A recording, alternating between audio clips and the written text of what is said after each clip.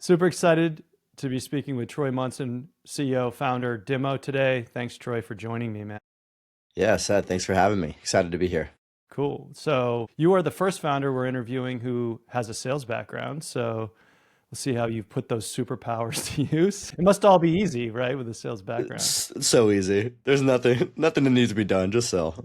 Yeah. Yeah. So let's go back to the beginning, right? So one of the first phases of founder-led sales is finding product market fit. I'm a fan of yours. I love your content. I've been watching it since the beginning, and I know there was a bit of a struggle. I don't know if the struggle is the right word, but you had to make a decision to leave your company. It sounded like they were asking you to make a decision. But even before that, genesis of the idea, and then how did you start to see that there was some revenue there? Yeah, absolutely. So I'd say the genesis of the idea was actually I was headed home from the gym one day, and one thing about me to kind of back it up a little bit is I love building side gigs. I've built Hmm. four of them. One of them just completely tanked. Two of them generated revenue, and they were acquired, not for life-changing money, but enough to be like, oh, sweet, let's go see what I can build next. And this was one of those where I was hoping that it was going to be a side gig that I could pay my mortgage off without ever having to touch my W-2 monies. I was headed home from the gym and I don't know what it was. I thought I saw something about like Lollapalooza in Chicago, and I thought I saw some sort of riff on it called Dimmo, and maybe this was a dream. I have no idea. So it No came to you in clue. a dream. It might be a dream. It might have been like maybe I saw it on LinkedIn. I have no idea. So if somebody's listening and you run something called Dimmo, you were either in my dream or I saw you. But I was like, you know what? Everyone wants a demo these days. The entire point of filling out a form on a website is to actually just see the product. So my idea was why not just host these demo days where I get five companies, they target the same persona, they present to their persona, and then they get the registrant list afterwards and they pay me for it. So that was the main idea. And then we ended up booking like 3 or 4 demo days out without having any sort of webinar software, without knowing how to run a webinar. Like we got 12 people to say yes and we'll pay you money for it. And I was like, oh, crap. And this was before I had any sort of like big audience, which is subjective, but big audience on LinkedIn. I think I had like 6,000 followers. And so, yeah, I was like, great. I have all these people saying that they're willing to pay. Now I have to figure out how to make this work. And so I brought on Sarah Brazier, who is our co-founder. She Wait, had a sorry, lot. sorry. You're going fast. I love it, but I want to dig in here. So these demos were going to be competing products in each day or like category adjacent, or like how did you break those out? Category adjacent, some of them were competitive. So, for example, our very first one was account-based marketing demo day. And I Okay. think there were 5 companies and 2 of them competed with each other. But outside of that, they were just like quasi competitors, you can call them. Okay. And then, and I'm fascinated by people like yourself who come up with these ideas and are able to monetize them, right? I mean, every founder listening, or many of them are trying to find product market fit. Is there anything, and I'm sure you've been asked this before, like, other than when it comes to you in a dream, like you've come up with other businesses that have, been successful, right? And obviously not maybe not scaled to your wildest dreams, but being able to sell them and make money. Like, is there any commonality in these that you have? I mean, it sounds like the most recent one with Dimmo was a very raw MVP of like, fuck it, we'll figure it out later. But like, what about the other ones? What's been your commonality that's allowed you to have this success? Yeah, I think one commonality, and this is probably horrible advice, so take it with a grain of salt. There's two. One is the fact that I didn't validate anything with other people. I was just like, Okay. this is annoying, and I see that this is a trend. I'm gonna go build something because I assume that if I find it annoying or if I see it as being a trend, a lot of other people see it the same way. So that's one thing. And then I think the other commonality is it's just a lot easier to generate revenue than it seems. Like I feel like it's very easy to get people to pay you money for something exciting in the beginning. And so I got money beforehand and then we ended up building the product. So, yeah. Well, that's an interesting one, right? Because if your sample size is the people around you, and usually you're trying to build a case study from one person as your proof of product market fit. If I think about founder-led sales, one of my founders I was hanging out with, we were doing some hiking, we were talking, and he's like, yeah, I wouldn't join a community like that because like there's so much information everywhere, I can find it anywhere. And almost 500 members later that we acquired in 3 months, or it was like, maybe it's not for him, but if I had just listened to this one data point, or maybe a few founders in my network, it's not for them, but the world is big. So it sounds like worth testing an idea beyond just like one-to-one validation, get it out there. Yeah. Yeah. I think that none of us have unique experiences for the most part. I think almost everything has been done and everything is, that you're going through from a sales perspective, founder perspective, you're not the only one going through it. So like in my opinion, like the quantity of one person being annoyed makes me think that there's a lot more other people annoyed. Yeah, for me it's like, why not just be like, hey, I'm building this. You're a similar persona to me. I'm building this. Will you pay for it? Yes, great. Like that's kind of how I go about it. Okay. And so you started off with getting these folks on the demo day, and they were pitching. And how did you get them in there? Was that through LinkedIn or outbound, or what was your founder-led sales approach? Yeah, for that, it was a little bit of LinkedIn, but mainly outbound. As I was headed home from the gym, I literally like walked into the door, I was selling ABM software at the time. So I was like, all right, like I know the ABM space. So then I just reached out to ABM companies. I'd searched up top ABM companies, reached out to all of them. So all VPs of marketings, head of marketings, etc. Got their emails. I think I used at the time, I had like an Apollo or subscription or something like that. Just got their emails and said, hey, I'm hosting a demo day on this date. I typically drive over 100 registrants to these. You'll get the list afterwards. Do you want to present? This is how much it costs. Like that's all the email said. And like I'm telling you, they just sold out pretty much, I guess you could say, immediately. And so that's what I did. And I actually had to like tell some people, hey, we've already booked enough presenters. We don't need you anymore. But I had no idea how to run an event or drive registrants. So I figured it out. It sounds like you figured it out. I think it's an interesting one of testing product market fit, of selling before you build, right? I've built product before and then tried to sell it. And it's like, and then people are like, yeah, I'm not interested in that. And I'm thinking, man, I could have just done this messaging before. Like, I feel like such an idiot as a salesman not doing that. But it sounds like that's what you did. And they could have just been crickets for your idea. But you didn't have to go engineer a whole platform to host these things and then realize that no one cares. It was selling to see if there's a demand for it. Yeah. And even to this day, we still do that. Like if there's a feature we want to build, I try to sell it before we build that feature because it's not cheap to dedicate a lot of time on features or building. Especially if nobody wants them. I know. Exactly. Exactly. Cool. So how did it evolve? So you started doing these demo days. It sounded like there was a market was pulling it. There's demand for it. You didn't have to fight to get those customers. They started paying you. And then what? Yeah, so they started paying me and then they became somewhat popular. And then demo days just started springing up everywhere. I don't know if they were doing it before, but a lot of communities started hosting demo days as well. I don't see that as competitive at all. As if anything, it drives more demand to demo days. And so what happened was after the fourth one, me, Sarah Brazier, Lucas, who are the three co-founders, we were just thinking like, why don't we turn this into a marketplace? And then I did some research. Like I know Testbox tried to do this where they spun up sandbox environment. And I know that there's a lot of other marketplaces that have tried to go the marketplace route and it just didn't really work as they wanted it to. And so I was like a little hesitant, especially when I was reaching out to other founders that invested in Testbox. They're like, no, this is a horrible model. Don't do it. But whatever. And so here we are. So what happened was we were like, hey, let's turn this into a marketplace. But the only way that we're going to build it is if we get 15 early access paying customers. So that's exactly what we did. And so we got 15 early access paying customers. Again, cold outbound, just to companies that were part of demo day were the first ones that we reached out to. And then after that, it was just like, what's hot now? So digital sales room, contact databases, ABM, etc. What was that pitch? What was that original pitch? Was it, hey, we're building a marketplace like Testbox did? I'm guessing not. It was not exactly like that. What I did was, so it looks nothing like it. And so I had this image that my graphic design buddy created for me where it was like, hey, it's what I assumed the site was going to look like. For every single, like it was what the page would look like when people went to go and watch your demo, but I would then take the logos out and replace them with the logos of who I was prospecting into. So I like did the work and I was like, hey, by the way, I'm coming out with this marketplace where people can go and watch a demo and then come inbound. Here's what your page would look like. Do you want early access? It's $500 for one-time fee, and then you pay us $5 a month, which hindsight 2020, I would have done double that for at least both of them. That's exactly what the pitch was. I showed them the $5 product. a month to be on there. Our early access customers pay us $5 a month, and then now we're much more expensive than that. But yeah, and then a $500 one-time fee. So we ended up generating $6,000 to like kind of mess around a little bit. Okay, But I yeah, love it. And it validates it, right? They're willing to put some yeah. money in. What was the pushback on, like you said, people come to a website, they request a demo, they're not requesting a discovery call for you to qualify them to then maybe get a demo if you meet they just want to see the goddamn thing. That's why they're clicking request a demo.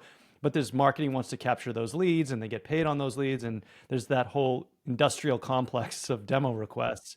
You've just, your dream, like, hey, let's just show this to people so they don't have to request a demo and jump through all those hoops. And as the trend is going, people are buying or making purchase decisions before they even contact the company, or they get much further down the sales process with their own research. So obviously you're following that trend and I love it. What was the pushback from people who are like, yeah, but we want to gate it? We have gotten that pushback. I don't spend time with people that want to gate it. But the fun part is demo is gated. So like to watch any demo on Dimmo, it's gated completely. So you have to sign in once, you have to create an account, you have to give us your business email, and you have to validate your business email to even go and watch a demo. So it is gated, and that's obviously used for like intent purposes and things like that. So that hasn't been a really big pushback. The pushback So you were was able to more work around that. The marketing was able to capture information on people who wanted demos or were getting them.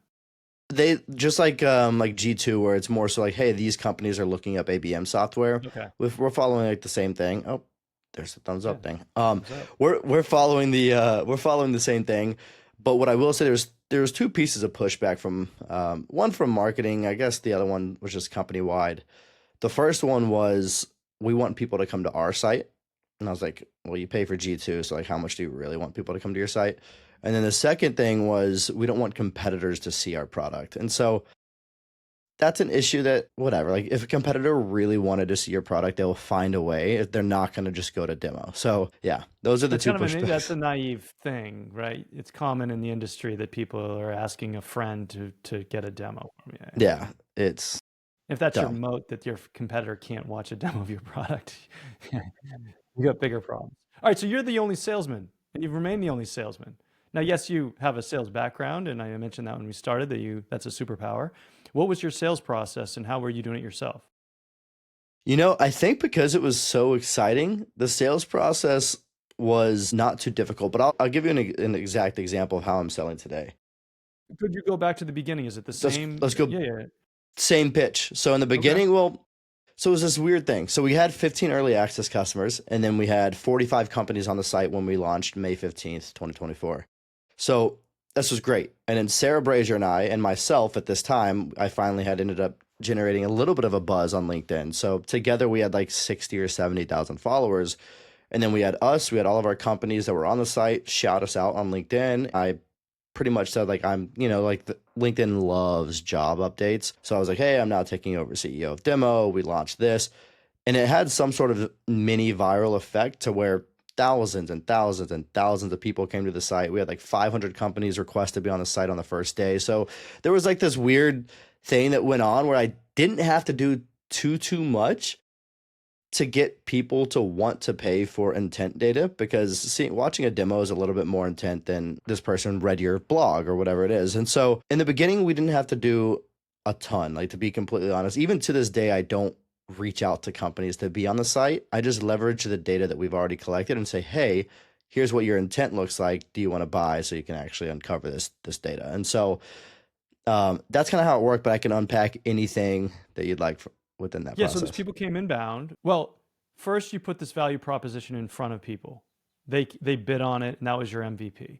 Then you iterated the product to put out a similar value proposition to people that already had intent. They had gone to the first one, they knew you, they trusted you, and beyond that, and they bid on that, right? Then you did it's not that typical to do like you did a launch basically that drove a bunch of content, but you'd already validated that interest way before that. You weren't looking for the launch to validate the product market fit. You already had that going.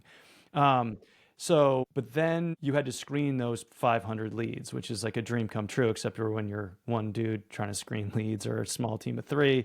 So what has been your sales process of taking those leads in? Like, yeah, what is that approach? Yeah, so that approach, first and foremost, that's the biggest undertaking, and we finally found a way around it to where it can come off my plate. But for example, 500 companies would, let's just hypothetically say 500 companies came inbound and they filled out a form to be on our site, which today we have like 540 something companies. One, I would watch every single demo because what I didn't want is marketing explainer videos with drums and animations and stuff like that. Like that defeats the purpose of demo.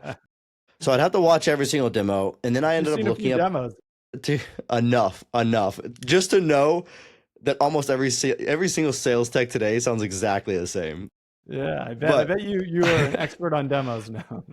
I'm like, oh, what do you do differently than these 40 companies? But it's all right. We're all out here trying to make something work. And so I would do that, and then I'd look up the company because another thing I didn't want to happen was have hundreds of mom and pop shops and no big names on the platform. So yeah, I'd add the demo, and then what I would do is look at like Google Analytics and stuff and see which subcategories and categories were our most visited places, and then I'd go after those companies, and that's where my prospecting typically came into play was, hey, contact database, digital sales room, cold email, cold calling, like they're very hot visited categories on our site, and they still are to this day. So I just go after those companies. So I kind of like, I'm just leveraging data of like, where are people going on our site? Let me just focus on selling them intent data because that's the people that would probably convert easier. So it's a lot of just prospecting. I do a lot of whiteboard prospecting. I think it's Let's my go back highest. to, so you got those, Yeah. I want to understand your sales process. So you got these inbound leads. They filled out a form. They shared a video with you. And then you were like, yeah, that video is good, or like try again, or not at all. And then did you have to have a sales process with them, or is it self-serve? Like, what was that? What is it? Yeah, so that process is when I watched it, I would just add, so we have a back end. When I watched the demo, when I looked up the company, everything looked good. I would then add it myself because they had already filled out a form about them, key features, website, etc. So what I would then do is just literally copy and paste it from one screen to another screen, hit publish on every single field, and then boom, we pushed it live. So that's how they would go live onto our site. But those are free customers. It's completely free for anybody to come to our site and have a demo on our site. So that's what I did then. Okay. And then how did it evolve to the paid version? Yeah, so the paid version was always a thing. We just had no idea how to position it.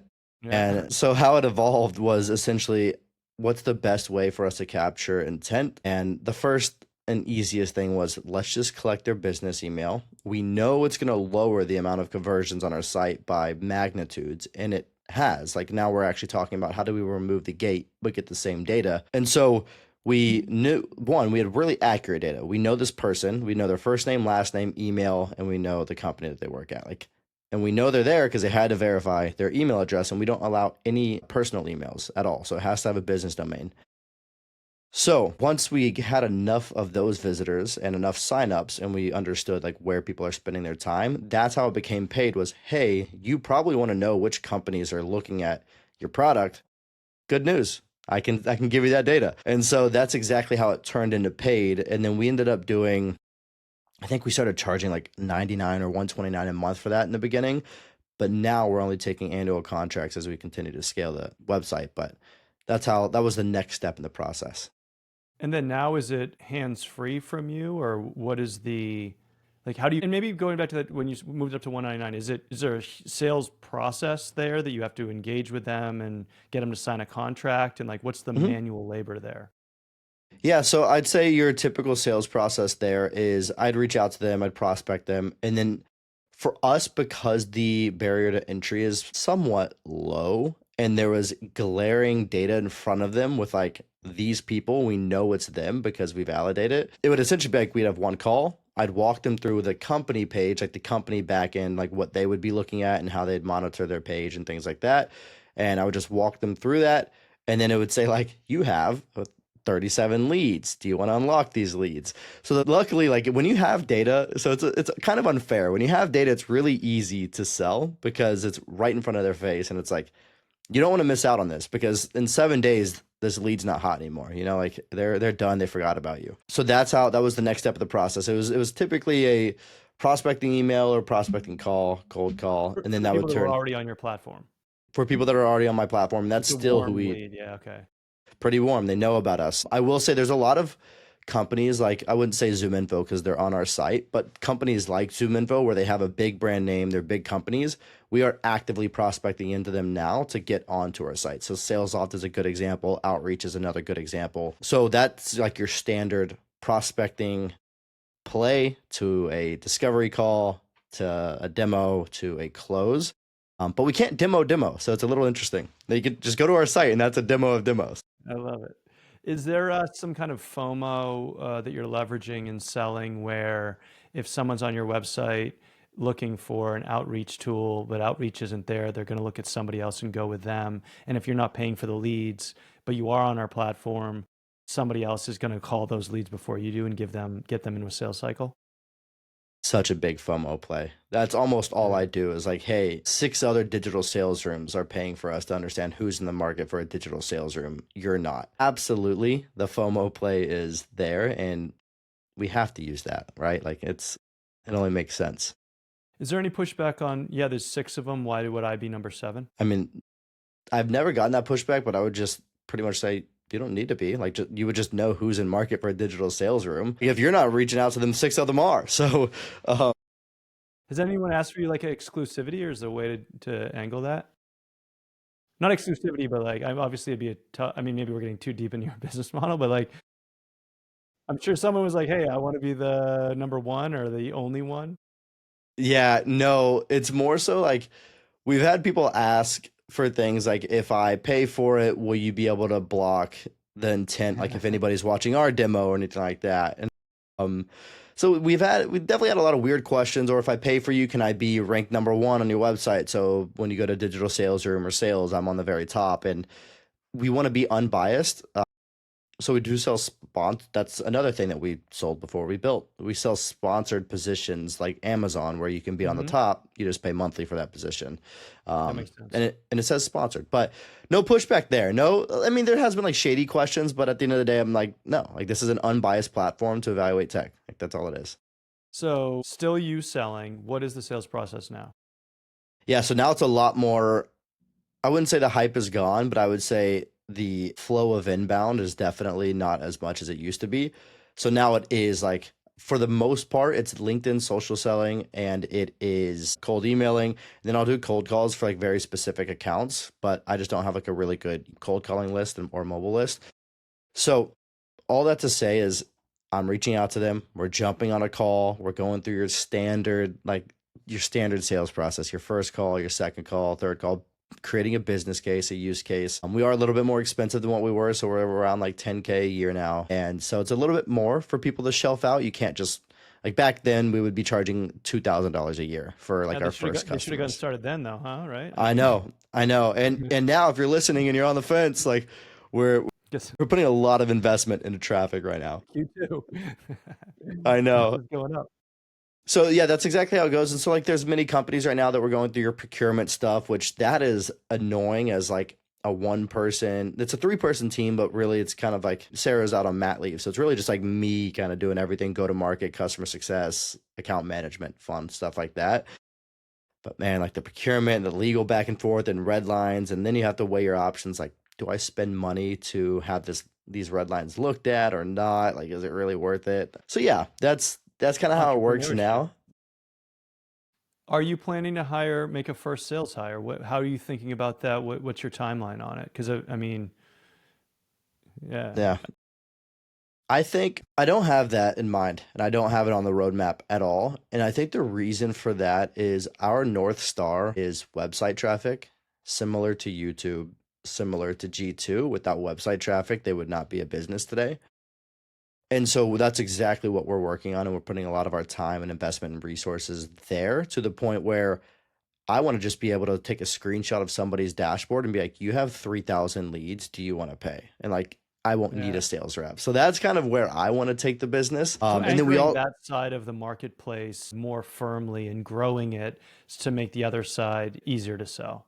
exactly. And we had about a 3 to 4 month lull where, and this is probably important for anybody building a company, where we were just focused on all of the wrong things, because we had all that hype, we had all that love, and we expanded really, really quickly and had all those inbound companies, to the point where people were like, Can you add productivity? Can you add HR software? Can you add cybersecurity? And our entire vision was like, no, not yet.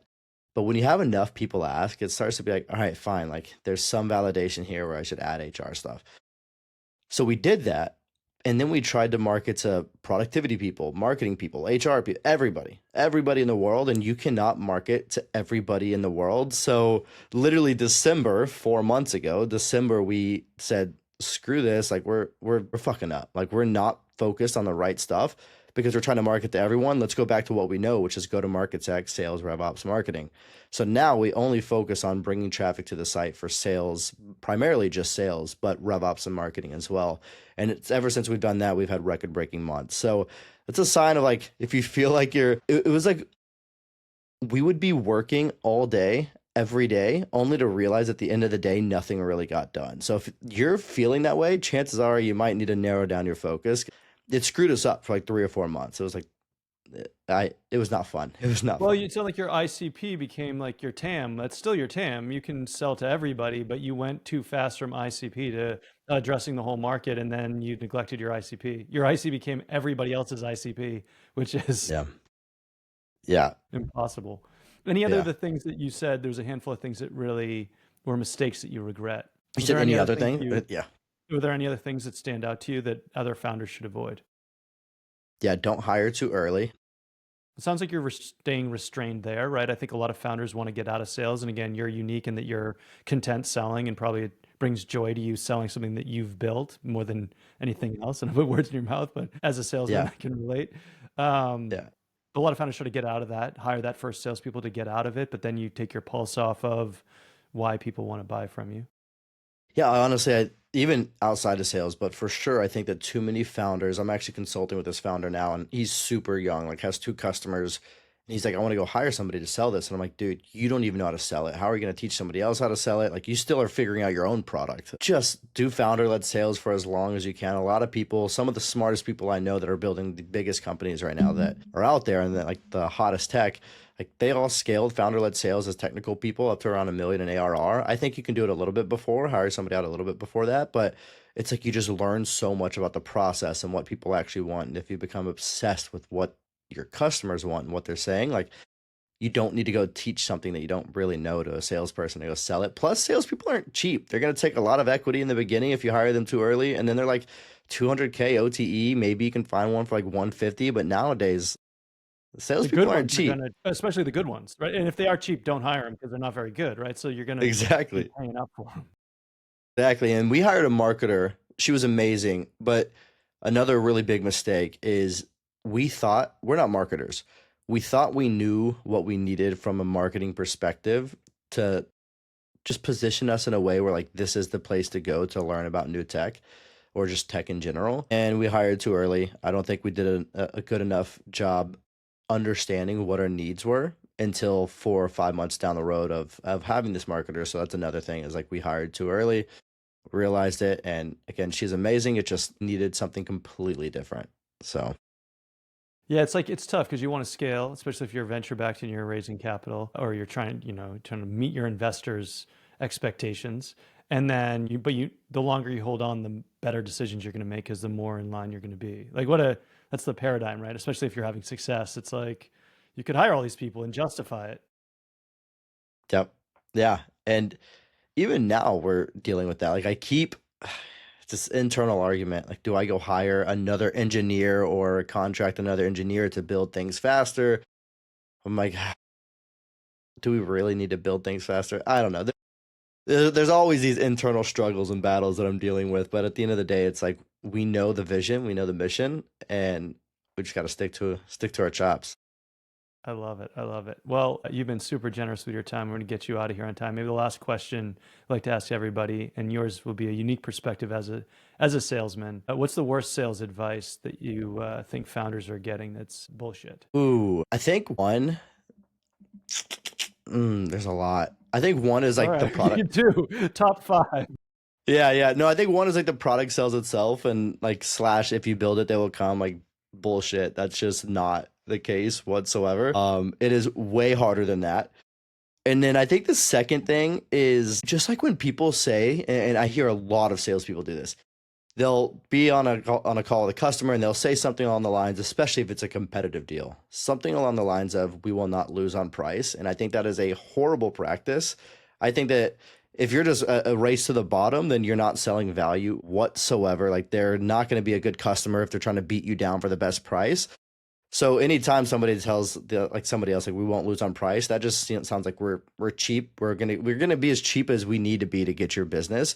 And at that point, you don't really have like a technical win. And so I think that specifically, I hate that phrase. I hate that phrase.